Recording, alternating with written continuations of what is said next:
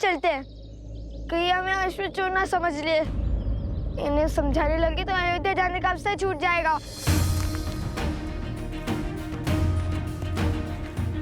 बात तो उचित है। ठीक है मित्र, अपना ध्यान रखना। हम चलते हैं। यदि प्रभु श्री राम ने चाहा तो फिर भेंट होगी।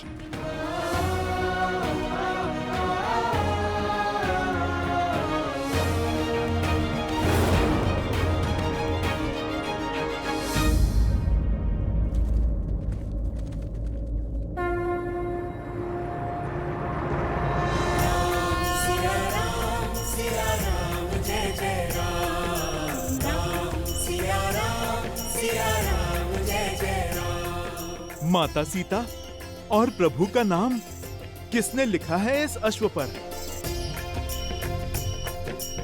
अवश्य ही कोई राम भक्त होगा। मेरी पुत्री।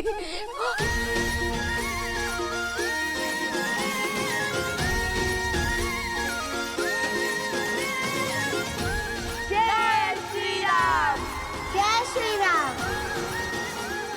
हम बहुत आभारी हैं आपके। आपने हमारी पुत्री को हमें लौटाया। आप सब कुशल तो है ना? बिल्कुल, हमें भला क्या हो सकता है। समझ नहीं आता कैसे आपका आभार प्रकट करें। इसकी कोई आवश्यकता नहीं। हमने केवल अपना कर्तव्य निभाया है, इसमें आभार कैसा। परंतु हाँ, पुरस्कार अवश्य मिल गया हमें। हमसे प्रसन्न होकर माता सरस्वती ने हमें दर्शन भी दिए और आपके लिए ये भेंट भी। भेंट?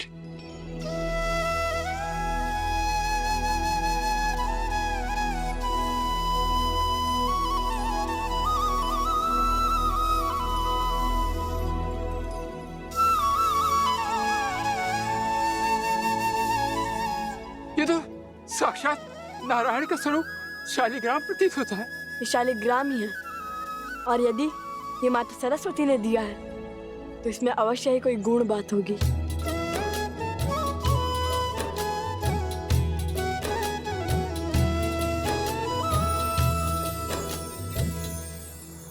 हरि ओम।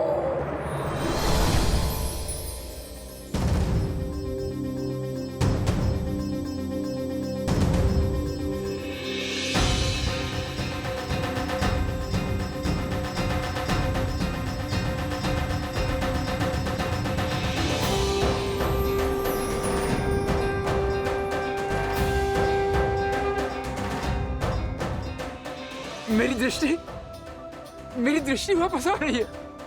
मैं अपनी पुत्री को देख सकता हूँ। मेरी दृष्टि वापस आ गई।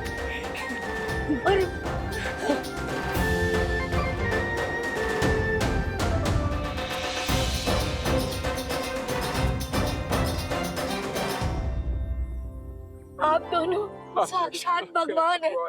नहीं, भगवान तो स्वयं श्री राम है। हम तो केवल उनके भक्त हैं।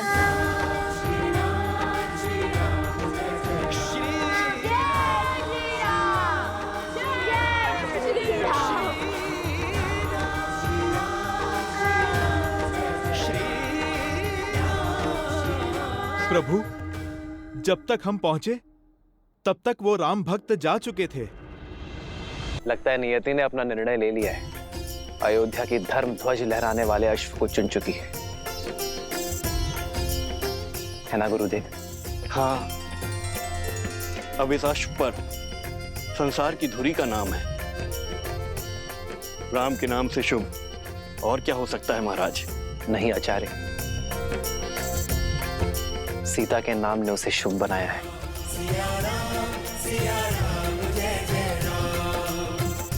कल अयोध्या की धरा में अश्वमेध यज्ञ का शंखनाद होगा।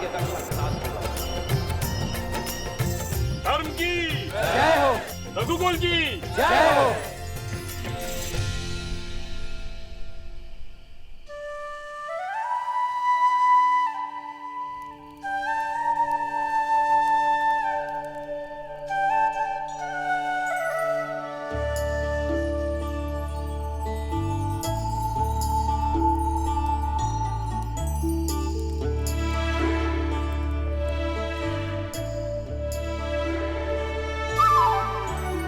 निकल आ रही है तो सोते क्यों नहीं? मैं हूं ना, पहरा दे दूंगा। जानता हूँ, किंतु मुझे सूर्य की पहली किरण के साथ अपनी यात्रा फिर से आरंभ करनी है। एक क्षण का विलंब भी नहीं होना चाहिए। मुझे शीघ्र अतिशीघ्र श्री राम और माता सीता के दर्शन करने हैं। ठीक है, तुम पहरा दो, मैं सो जाता हूँ। नहीं नहीं नहीं, आप नहीं सो सकते। क्यों? देख नहीं रहे कितने जतनों से जागा हूं। अगर आप सो गए तो मुझे भी निद्रा आ जाएगी। बैठे रहिए ना। बस अब ठीक है।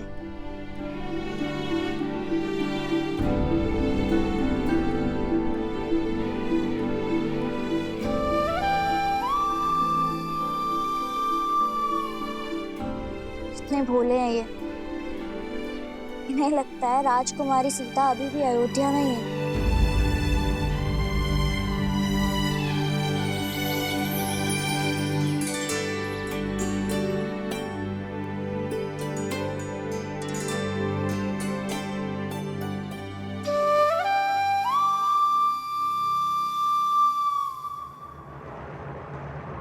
विलंब हो गया, विलंब हो गया, विलंब हो गया, विलंब हो गया, विलंब हो गया। अरे विलंब हो गया, बहुत विलंब हो गया। विलंब हो गया। खुश, शांत हो जाओ। क्या हुआ? लव भैया कहाँ है? ला, मैं यहाँ हूँ।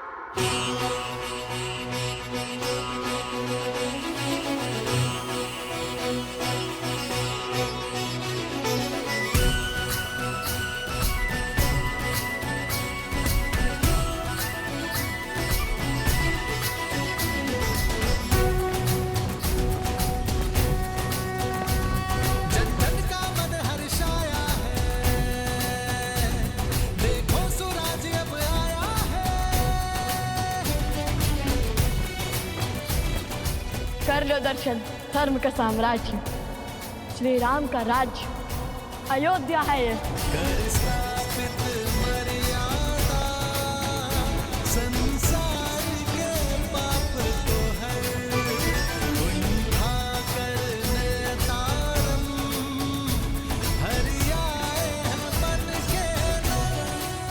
लगता है ये सब अश्वमेध यज्ञ देखने आए हैं। ये तो पूरा संसार अयोध्या आ गया है। ऐसे में लगता है श्री राम तुम्हें एक क्षण भी दे पाएंगे।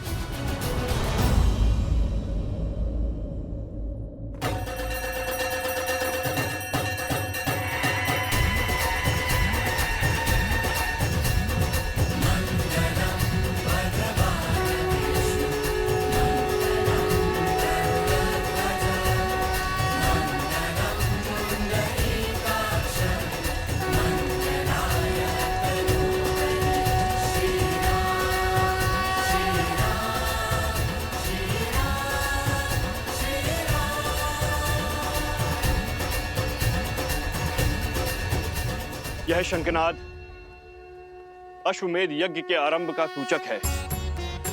आज से 3 दिन तक यहां हवन होने के पश्चात हम यज्ञ अश्व को मुक्त करेंगे, जो राम राज्य के छत्र को भिन्न भिन्न राज्यों से होकर पुनः हम तक पहुंचाएगा। अश्व के लौटने के साथ ही यह यज्ञ पूर्ण हो जाएगा। अब अनेकों राज्यों के राजा जो इस यज्ञ में अपना समर्थन और साथ देने आए हैं, वो श्री राम को सम्मान स्वरूप अपनी अपनी ध्वजाएं भेंट करेंगे, जो अटूट संधि का प्रतीक है। और इसी भांति एक एक करके सहस्त्रों राज्यों की ध्वजाएं अयोध्या और धर्म के संरक्षण में लहराती रहेंगी।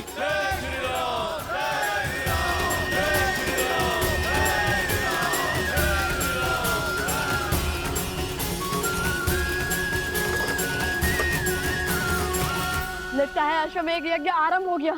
भैया, कहीं उपगुरु की बात सच ना हो जाए। हम श्री राम से मिल तो पाएंगे ना?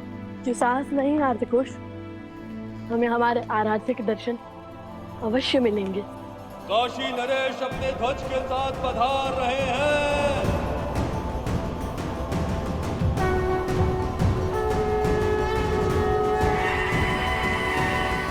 अरे कुश, लगता है यज्ञ की प्रक्रिया आरंभ हो गई है। सुना तुमने?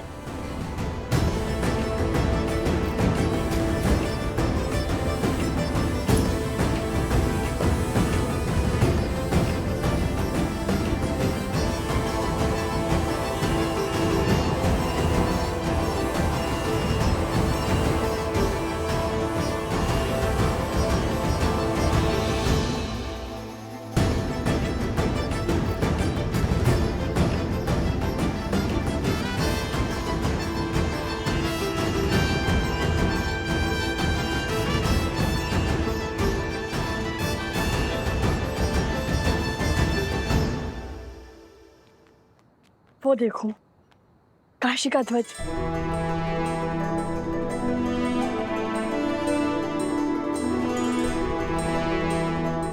यदि लोगों को ज्ञात होता कि राजकुमार पधारे हैं, तो सब सर झुकाकर हमें मार्ग दे देते।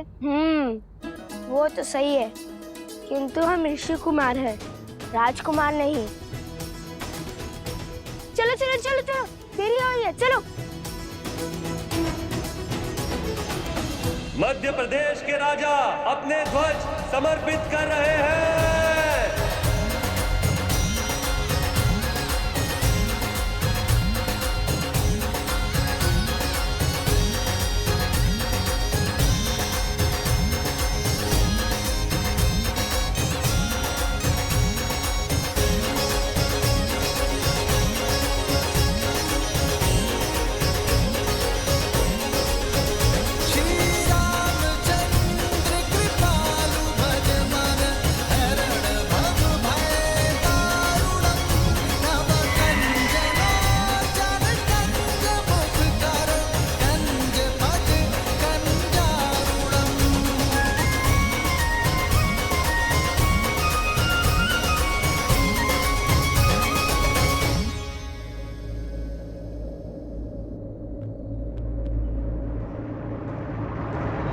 रुको,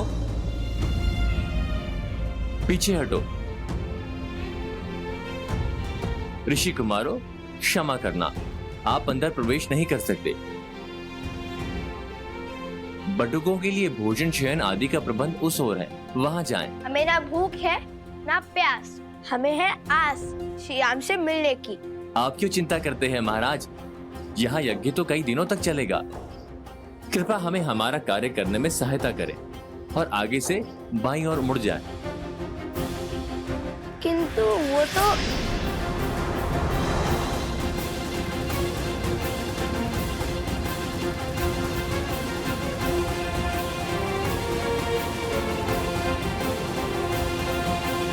भैया, मैं एक क्षण और प्रतीक्षा नहीं कर सकता। क्यों खींचा आपने मुझे? माता ने क्या कहा था कि अयोध्या में गरिमा की सीमा नहीं लांघनी है, और सैनिक ने कुछ अनुचित भी नहीं कहा था।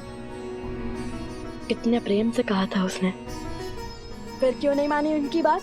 तो फिर कोई और युक्ति खोजिए भैया। इतनी भीड़ में हम श्री राम से कैसे मिलेंगे? एक राजा के बाद दूसरा आ रहा है।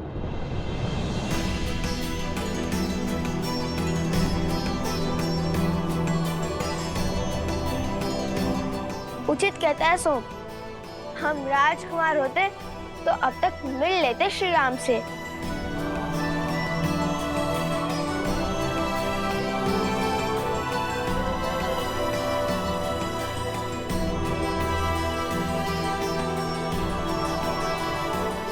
देखो कुश, मिथिला नरेश भी अभी तक नहीं है।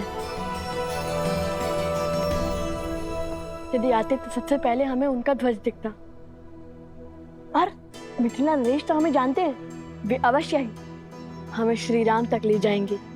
तो चलिए ना भैया, देखते हैं, क्या पता किसी रथ पर मिथिला नरेश सवार हो। मिथिला के नरेश, अयोध्या की महारानी सीता के पिता, महाराजा जनक अयोध्या में प्रवेश कर रहे हैं।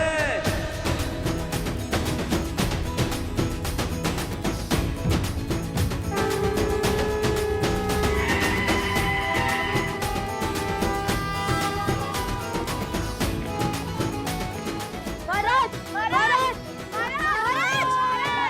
महाराज जनक की, महाराज जनक की, महाराज जनक की, महाराज जनक की, महाराज जनक की, महाराज जनक की, महाराज जनक की, महाराज जनक की, महाराज महाराज महाराज महाराज जनक की, महाराज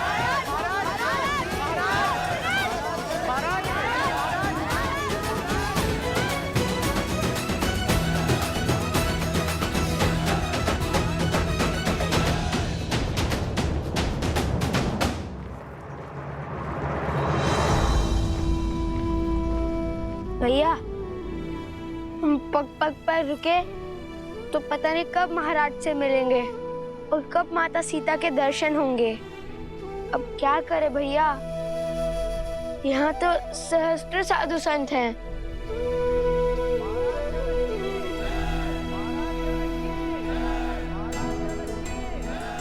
आसपास ही रहना लवकुश, हम धर्मशाला में व्यवस्था करके आते हैं।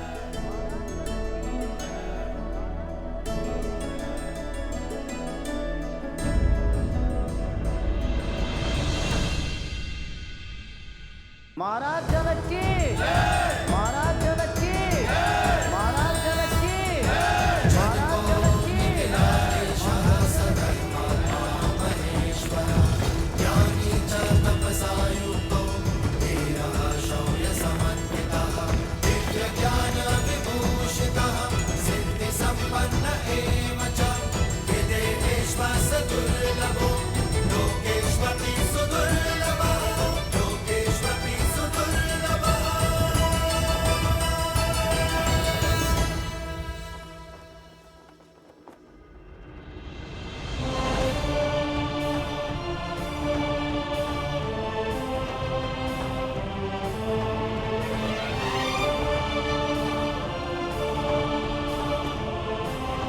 अयोध्या आपके आगमन की प्रतीक्षा कर रही थी मिथिला नरेश।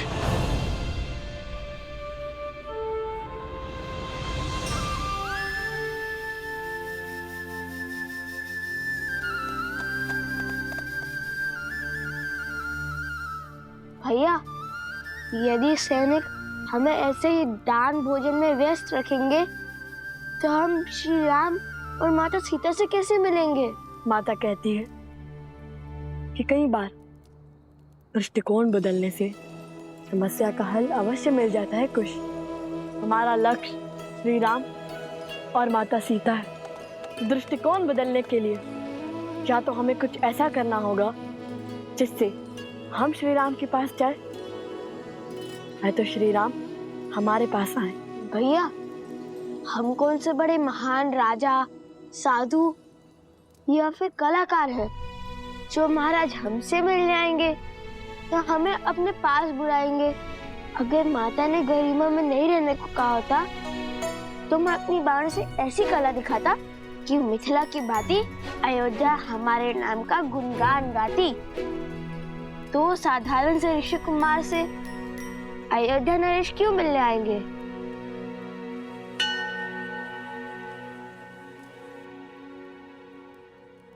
एक बार पुनः बोलना। दो साधारण से ऋषि कुमार? ये नहीं, उससे पहले जो बोला था। बाणों से कला का प्रदर्शन। उससे भी पहले। हम कौन से कोई महान राजा, साधु या कलाकार है? क्यों? सत्य ही तो कहा था मैंने। कला कुश, कला।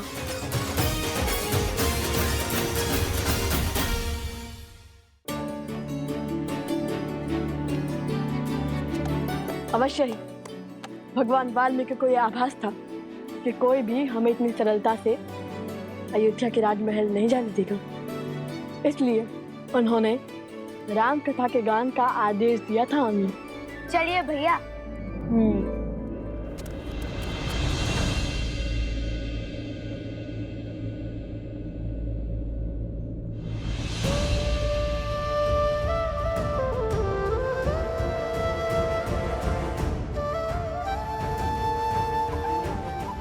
अश्वमेध की आहुति तो सपत्नी दी जाती है, अर्थात अब दूसरे विवाह के लिए सज है। जब आप अयोध्या पधारिएगा तो स्वयं मेरी पत्नी को देखिएगा।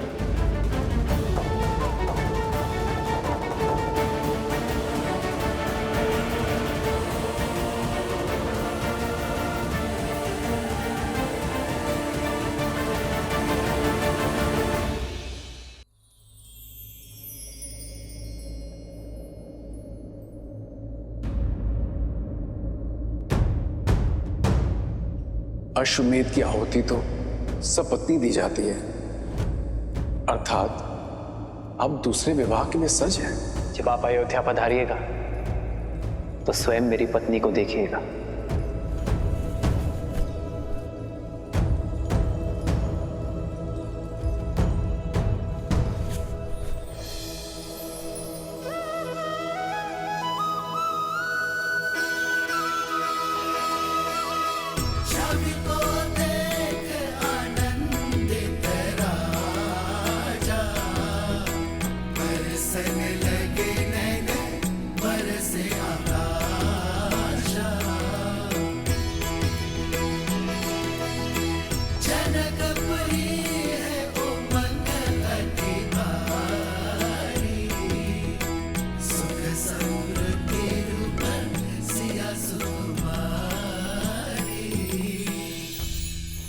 रहने दीजिए महाराज, रहने दीजिए महाराज। मेरा मन कहता है कि मिथिला की हर एक दीवार पर लिखवा दिया जाए कि अयोध्या में कोई अपनी पुत्री न ब्याहे, पुत्री न ब्याहे। अपने मुख से निकली हुई हर एक बात के लिए मैं बहुत लज्जित हूँ श्री राम, कृपया मुझे क्षमा कर दीजिए। मैं भी क्षमा प्रार्थी हूँ श्री राम, आपकी महानता को समझने में चूक हो गई मुझसे। मुझे लगा आप दूसरा विवाह करेंगे, परंतु ये कार्य करके तो आपने मिथिला को पुनः जीत लिया। मुझे क्षमा करो। ये आपकी भूल नहीं, सीता के प्रति आपका प्रेम था। पुत्री वियोग मुख से बाहर निकला, विरह की असहनीय पीड़ा अश्रु बनकर नेत्रों से बाहर आई। अपना हर सुख भूलकर दुख के भंवर में डूब गए आप। सीता धन्य है आप जैसा परिवार पाकर।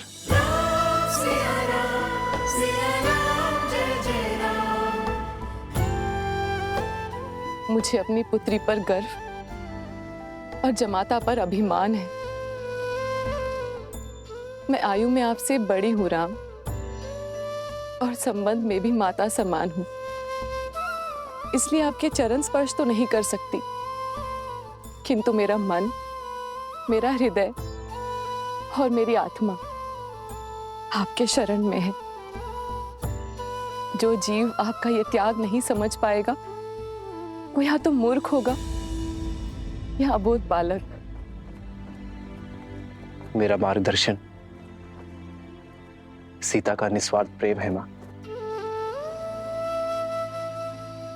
मैं उसी के सहारे यहां तक पहुंचा हूं। राम सिया राम जय जय राम, राम सिया राम जय जय राम।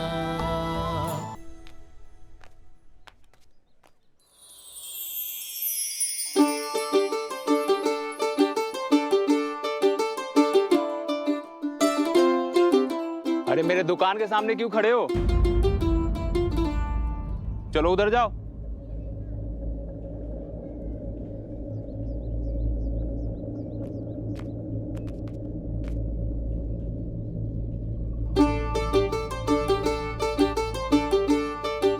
मेरी दुकान के सामने कौन सा सुर छेड़ने लगे? चलो आगे चलो।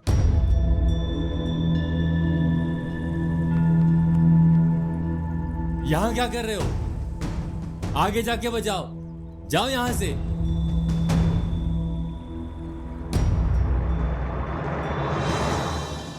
सात दिनों तक सूर्य उदय से सूर्य अस्त तक यज्ञ होगा, जिसके पश्चात अश्व को मुक्त किया जाएगा।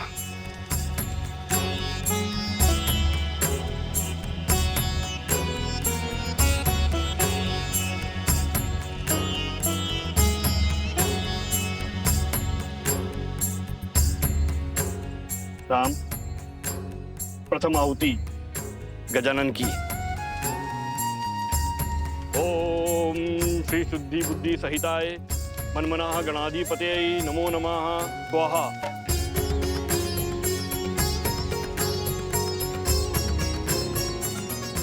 उमा महेश्वराय नमः। लक्ष्मी नारायणाभ्यां नमः। मातृपितृ चरण कमलेभ्यो नमः। इष्ट देवताभ्यो नमः। कुल देवताभ्यो नमः। स्थान देवताभ्यो नमः। सर्वेभ्यो देवेभ्यो नमः। स्वाहा।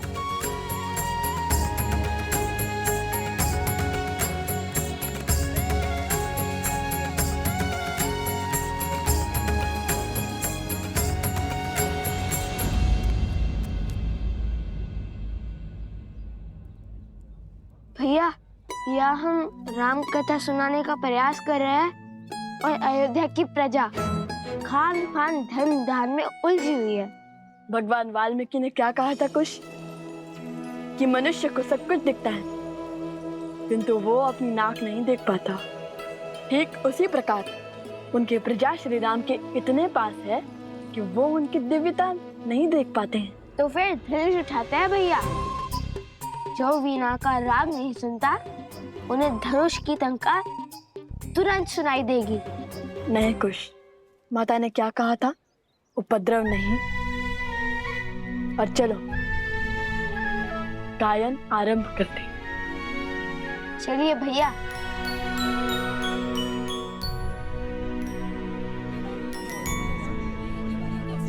ले लो, बहुत अच्छी तलवार है भाइयों, आओ ले लो।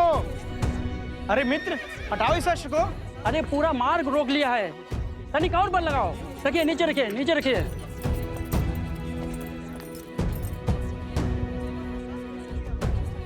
एक काम करो, मुझे 2 सूरजमुखी के पुष्प दे दो। पहले मैंने कहा था, मुझे दो शीघ्र। हटाओ इस अश्व को, तनिक और बल लगाओ। संसार में सबसे चंचल वस्तु है ये मन।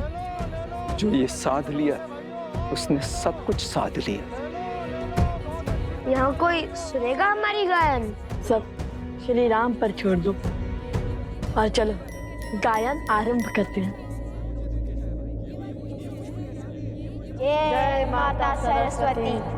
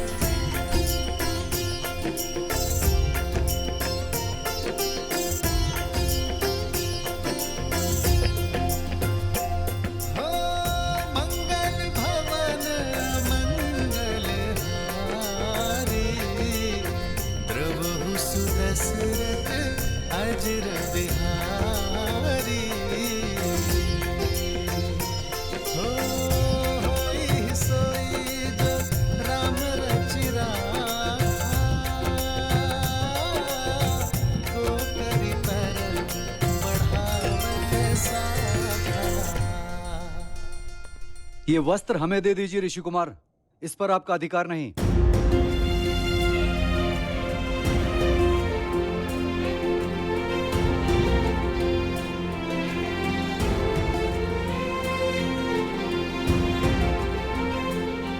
क्यों रुक गए? महाराज महाराज का तो आशीर्वाद तुम्हारे साथ है। गाओ पुत्र गाओ। गाओ न ऋषि कुमार। हाँ हाँ गाओ। गाओ ऋषि कुमार गाओ।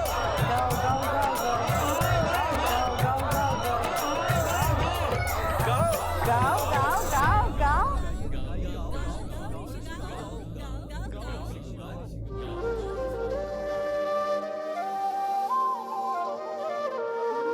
करने को रघु वंश में वृद्धि, यज्ञ बड़ा किया पुत्र का मेष्टि।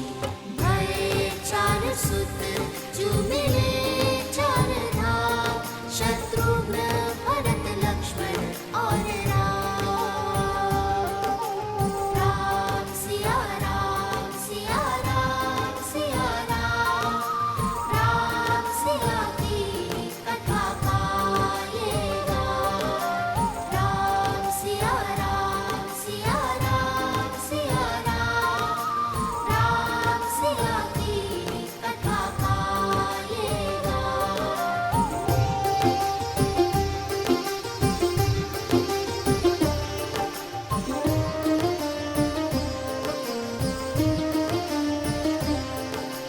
राम सिया राम सिया राम सिया राम, राम सिया की कथा गाएगा।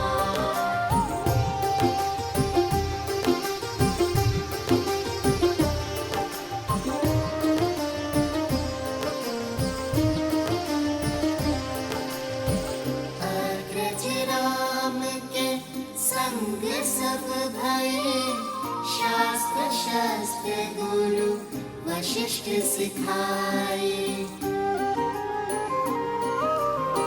धर्म के काजे राम लखन फिर, विश्वामित्र संग लीन विदाए। अस्त्र शस्त्र सब दिव्य सहेजे, ताड़ का सुबाहु लोक यम भेजे। करुणा से न बड़ा कोई बाण, छू कर किया मां अहिल्या। राम सिया राम सिया राम सिया राम, अति पावन सिया राम लगा। राम सिया राम सिया राम सिया राम, राम सिया राम सिया राम सिया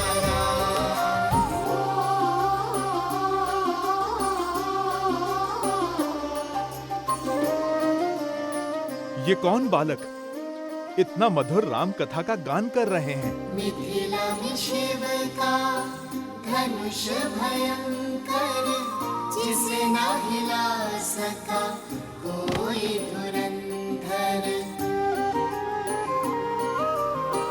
राम लखन गुरु मिथिला पहुँचे, लक्ष्य था देखन सिया का स्वयंवर।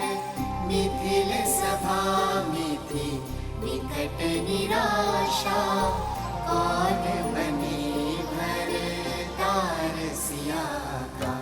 ये गुरु आशीष उठे फिर राम, शीश झुका किया शिव को प्रणाम।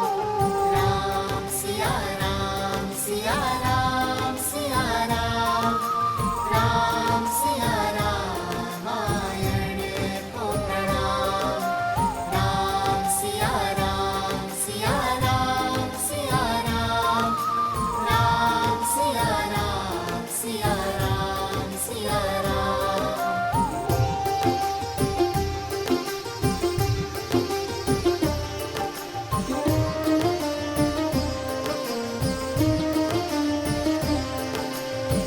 राम सहजता से धनुष उठाए, टूटा धनुष जो प्रत्यंचा चढ़ाए। परशुराम ले परशु आए, सारंग साध के मनाए, जानकी नेवर माला डारे, ऊपे मिले श्री और चक्रधारी, एक हो गए फिर सिया और राम, दो है शरीर एक नाम, राम सिया राम सिया राम सिया राम, राम सिया का है ये गुणगान, राम सिया राम सिया राम सिया राम, राम सिया राम सिया राम सिया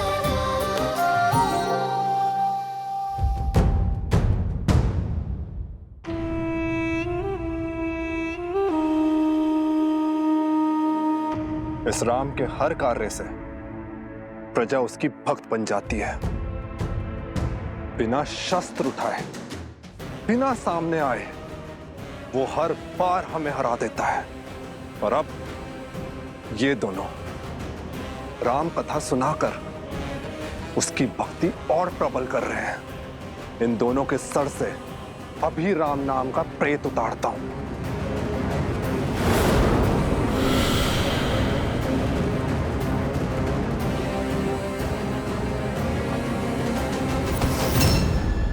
मूर्ख, बल के साथ साथ बुद्धि का भी प्रयोग किया करो।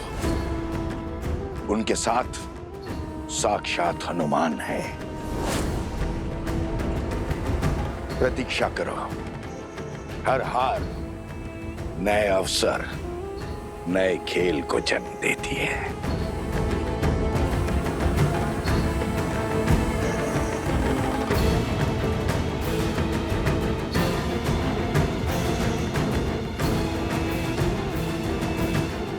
मिल गया मार्ग। कल प्रातःकाल सूर्य की पहली किरण के साथ पुनः यज्ञ आरंभ होगा।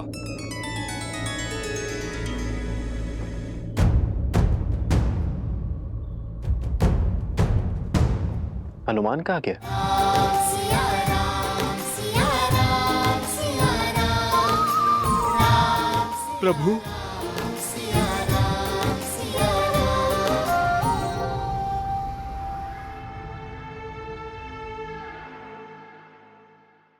भैया, वो ब्राह्मण कहाँ गए जो भावमग्न होकर हमारा गान सुन रहे थे?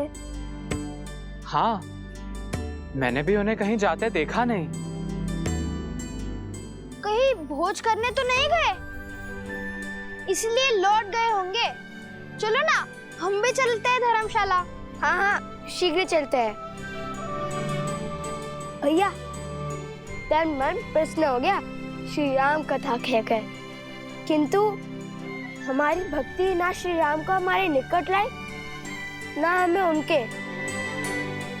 जो हृदय में है वो सामने भी अवश्य आएंगे।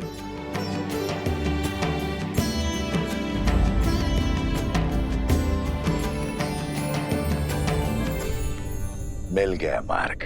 तुमने कहा राम की प्रजा उसकी भक्त है, परंतु प्रजा शब्द का एक अर्थ संतान भी होता है, बानासुर। हो सकता है राम के जिस कार्य में प्रजा को धर्म दिखाई दे, उसी कार्य में उसकी संतानों को अधर्म दिखाई दे। हम सबको बता दें कि लव कुश रामपुत्र है।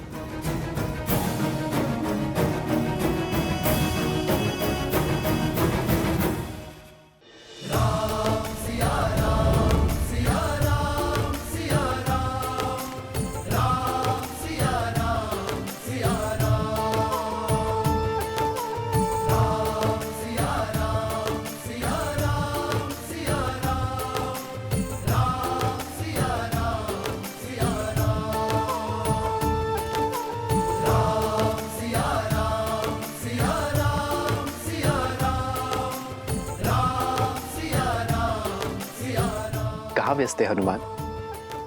बहुत देर से दिखाई नहीं दिए। बहुत समय बाद तुम्हें इतना प्रसन्न देखा हनुमान, इस प्रकार घूमते गाते देखा।